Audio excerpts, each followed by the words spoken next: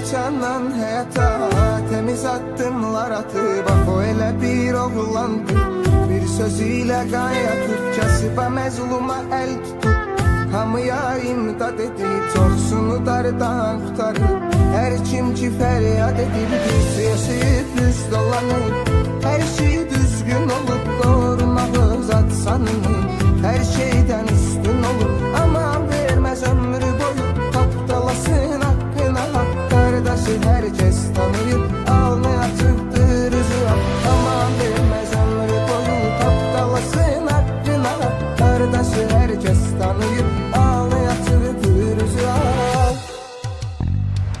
Yaxşıların qardaşıdır Afomar Nauliski. Doğruların sirdaşıdır Afomar Nauliski. Yaxşıların qardaşıdır Afomar Nauliski. Doğruların sirdaşıdır Afomar Nauliski.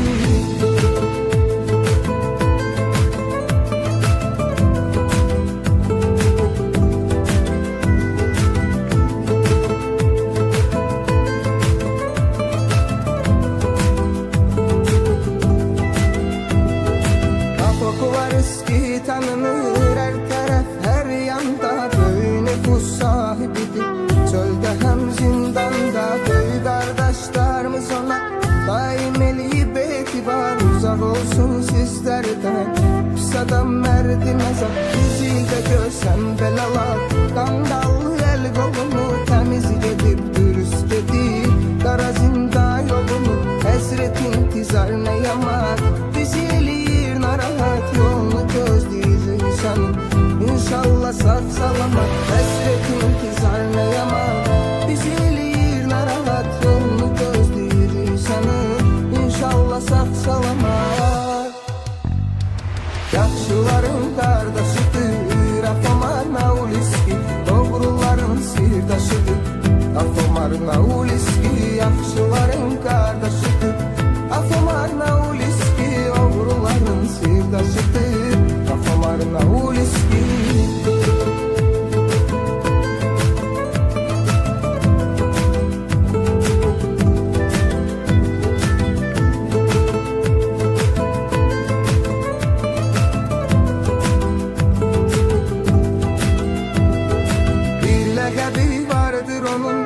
Afomar Nauliski. Bir laqabi vardır onun o Fuat Kularski. Fəxredir ki Fuat'ın her mekanda adı var. Yaşasın Azerbaycanımız belə bir övladı var. İnşallah nəzər salar